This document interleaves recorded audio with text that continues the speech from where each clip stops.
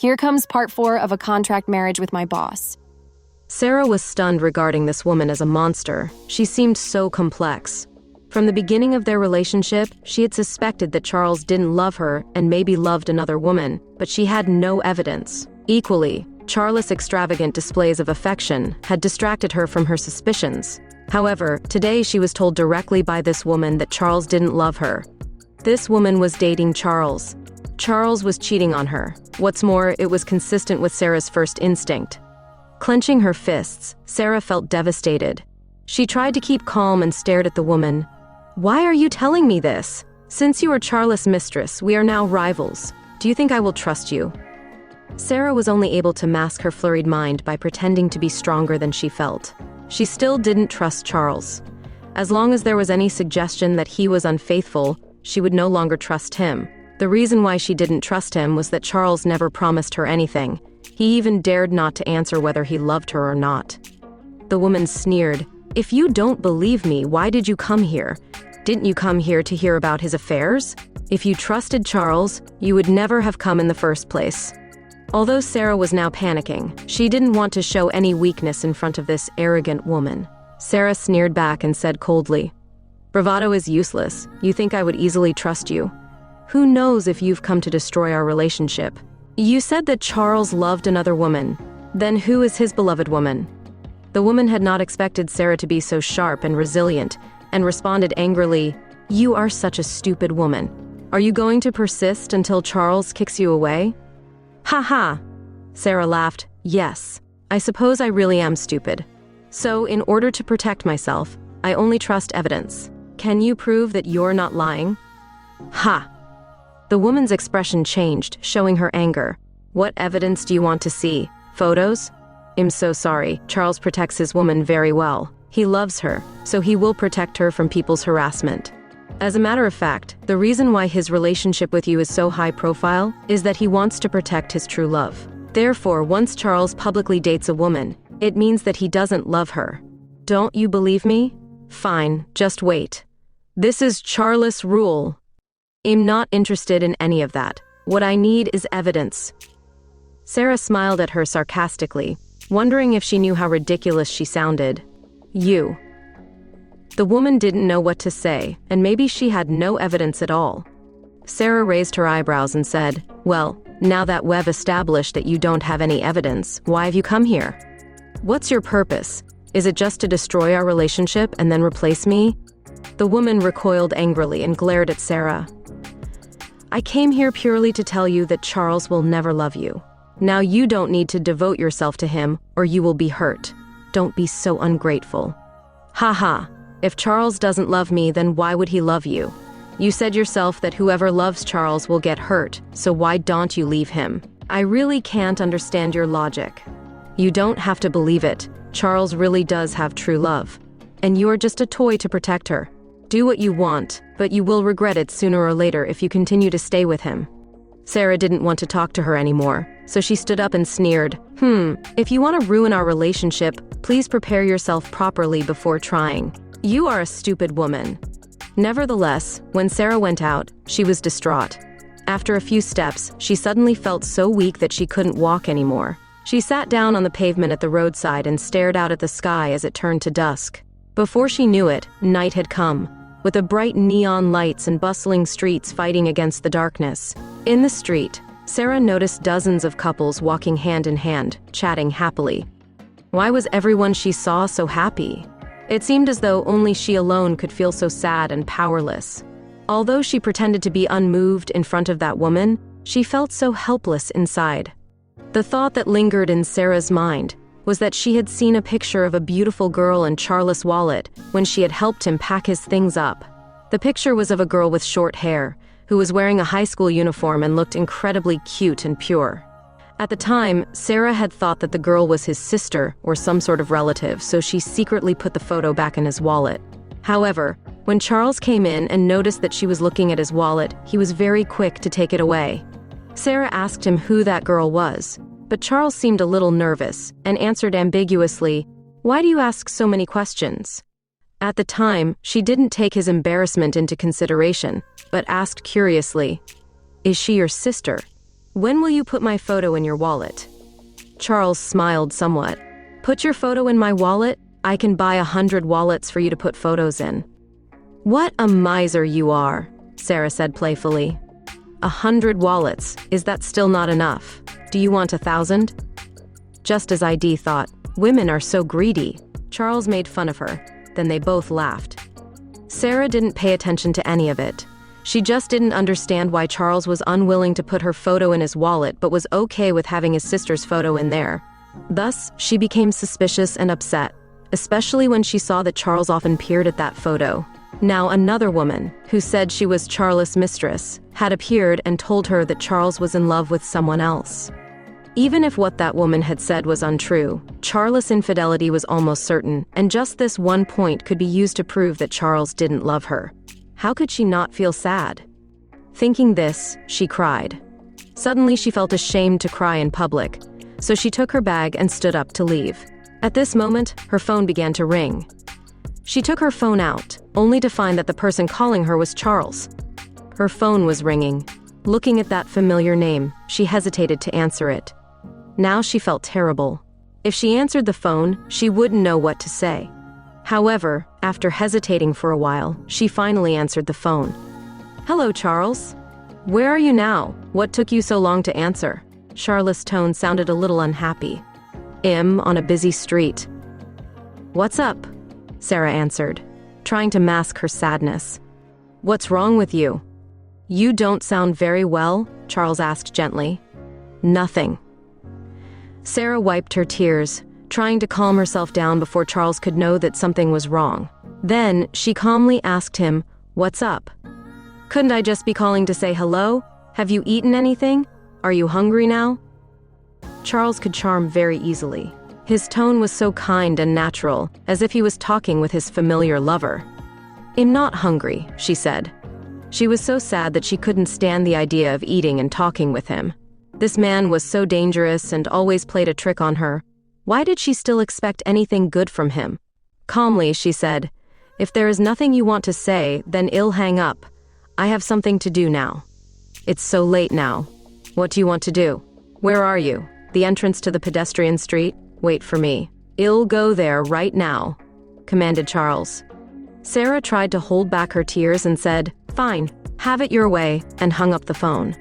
However, she didn't wait for him because she had decided not to wait for him any longer foolishly. Walking along aimlessly, she didn't know where to go, and she only wanted to try and forget all of the heartbreaking realizations Shed had. As expected, she couldn't build a genuine romantic relationship with a man. She had failed in love twice before. Her first boyfriend told her that he had fallen in love with another woman, so they broke up. Sarah then discovered that her second boyfriend was having an affair with another woman, so she broke up with him almost immediately afterward. After that, she had been single for several years. Until she became Charles' secretary and was attracted to him, she wasn't sure if she could fall in love with another man.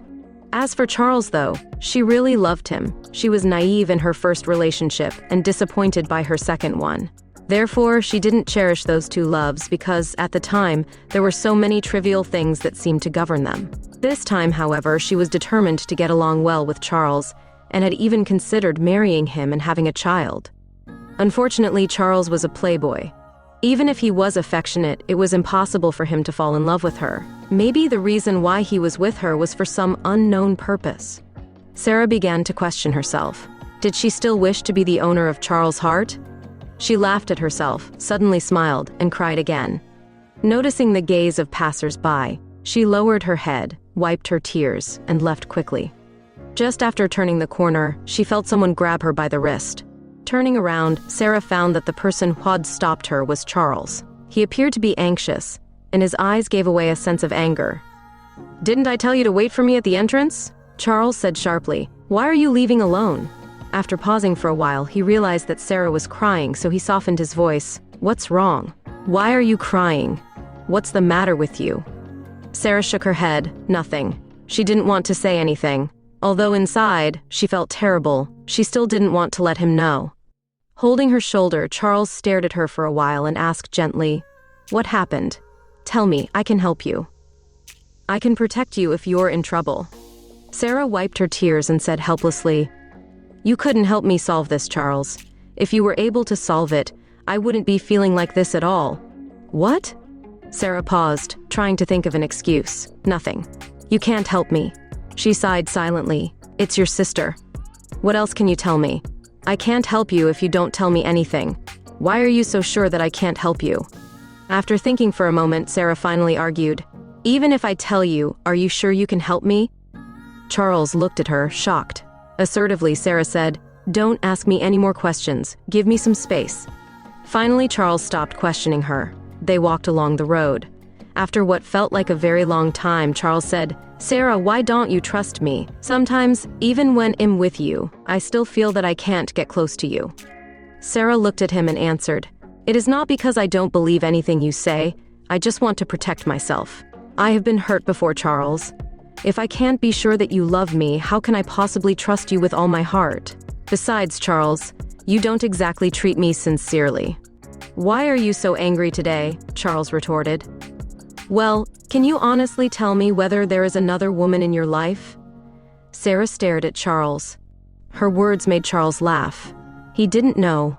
Why Shed asked this? Why are you saying this? Do you think I'm cheating on you? I told you. I haven't been with another woman since we started dating. Why don't you believe me? Whether I believe you or not is not important. I have no way of knowing whether what you say is true. What's the matter with you today? Are you trying to anger me on purpose? Charles looked into Sarah's eyes. Sarah stared back at him silently, and then asked, Charles, do you have a sister? What? I heard that you had a sister, but why have I never seen her? Is she the girl in that photo in your wallet? Asked Sarah. At that moment, she noticed Charles' expression changed. He was trying to hide something as he answered, Why are you asking me this? If she is your sister, then you can just tell me, Charles. She is my sister, but she was adopted by my parents. She is living with them now. Trying hard to repress her sadness, Sarah forced a smile and asked him, Well, you must love her a lot. If not, why would you put her photo in your wallet and look at it every day? She had noticed all of his unnatural behavior. His uneasiness to discuss his sister proved to her that their relationship was abnormal. Lowering his head, Charles coughed and asked, Why are you suddenly so interested in my sister? What do you want to know? Sarah forced a smile. I just want to know how deeply you love your sister. Tell me about her, and I'm interested in finding out more. Regarding my sister, I have nothing to say, Charles replied, coolly. Sarah lowered her head.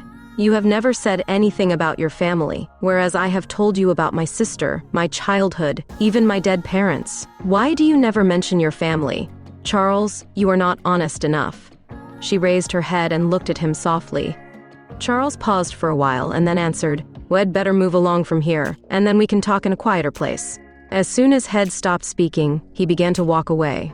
Staring at his back as he walked off, Sarah suddenly felt as though he was still hiding something. What's the matter with him? Why did he protect that girl so much? He wouldn't even talk about her in front of his own girlfriend. Sarah suddenly recalled the mistress words. If Charles loved someone, he wouldn't let anyone else know because he wanted to protect her. He would only publicly date women that he didn't love, making sure that everyone knew about her so as to distract them from his beloved girl. Sarah was exactly that, a distraction. Charles clearly wasn't trying to protect Sarah. If he had, she wouldn't have been bullied by his mistress. That girl who never seemed to show up and was cherished by Charles lived in peace. No one disturbed her or bullied her. Charles simply didn't love Sarah enough. Although she was upset when Charles called her to get in the car, she followed because she really wanted to know more about that girl in the photo. Charles drove the car down to the seaside. The coast at night seemed like a different world to the city, where only a few flickering lights could be seen in the distance. A cool breeze was blowing as waves rolled onto the beach, backward and forwards. The ebb and flow of seawater, sunrise, and sunset reminded Sarah of a simpler, more ordinary life. However, there was nothing ordinary about this moment. Charles kept silent with one hand in his pocket and another putting a cigarette in his mouth. They walked slowly along the beach. After a long time, Sarah spoke first. Why is it so hard for you to talk about your family? Charles didn't answer her question right away. He lowered his head and continued to smoke for a while. Sarah, I didn't mean to hide it, but those old days. I don't know how to talk about it. What have you experienced? Sarah looked at him. The light was dim. She couldn't see his face clearly, but she could make out the glowing red embers of his cigarette. Sometimes, she could make out the outline of his face against the starlight in the distance when he lifted his head. He was very handsome. Charles replied, "Now that you don't trust me and want to know my past, I may as well tell you. My sister and I." He stopped for a moment to think, and then said, "We do have a history." Sarah was surprised by his honesty and looked at him, coldly in the dark. Her heart suddenly sank into her stomach. As expected, her intuition was right. She had guessed that Charles was involved with that girl in the photo. Now, however, she just felt numb. It was true, and there was another woman. Charles turned to Sarah and said, "My sister was adopted. She was 10 years younger than me. My parents spoiled her. I am the only son of my parents, and I was very rebellious in my childhood. I always did the opposite of what everyone else did and caused a lot of trouble for my parents. They wanted to have another child, but it was difficult, so they adopted my sister from an orphanage. When she came to my house, she was just 3 years old. She was thin and small with big, innocent eyes. Although she looked smart and cute, I still disliked her because she was spoiled like a princess by my parents. At that time, I always bullied her. She never complained to my parents, she just silently accepted it. She would even listen to my troubles and care for me secretly." Charles lifted his head and looked to the horizon. "I really didn't know why she was so sensible at such a young age. I would observe secretly. I noticed that she would help around the house. For instance, clear away things without being asked. Can you imagine a 3-year-old doing these things on her own? Even if there was a maid, she would still help. Furthermore, she was always very smart and obedient in front of my parents. At night, however, I found her crying in her room. Do you know what she was saying? She looked at a picture of her parents and cried, 'Mommy, Daddy, I'm very obedient now. I will try my best to be a good kid to gain their love, and then I will have a family. Mommy, why did you abandon me? Why did you and Daddy go away? You left me all alone.' When I saw that, I felt sick. I eventually knew why she was so obedient. I thought she just wanted to have a family. After I witnessed this, I never bullied her. I was only ever kind to her. Do you regard her as your sister?" Sarah still spoke it out. Charles kept silent for a little while and threw the butt of his cigarette on the ground. "When we grew up, my sister was always sensible. She was excellent, and she skipped grades in senior high school. When she was 16, she was accepted into university. I always admired her, and You fell in love with each other?" Even just asking this almost destroyed Sarah, but she couldn't deny herself the truth. Charles answered after a moment's silence, "I don't really know how it happened. Our love came abruptly. I had seen her grow up from childhood. She was so beautiful, virtuous, sensible, and brilliant. No one can hold a candle to her. Moreover, she was not my biological sister. How couldn't she appeal to me?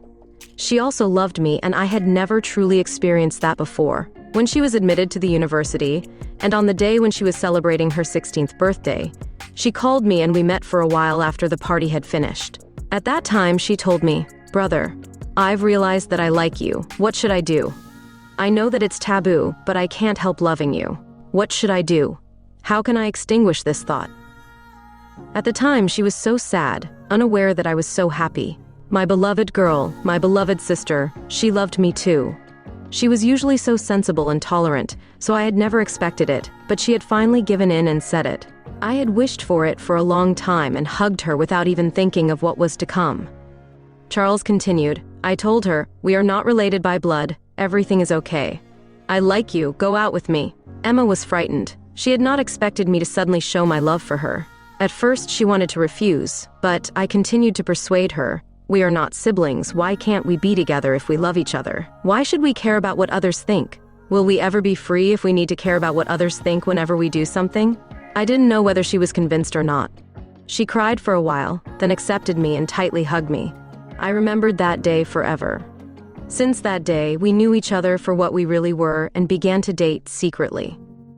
Charles was basking in the pleasure of recalling his love story with his sister Emma. Love doesn't always begin with a fairy tale. Sometimes it starts with a contract. But what happens when hearts get involved? If this story touched you, let us know your thoughts in the comments. And if you'd love to see what happens next, don't forget to subscribe to the channel. Your support means the world.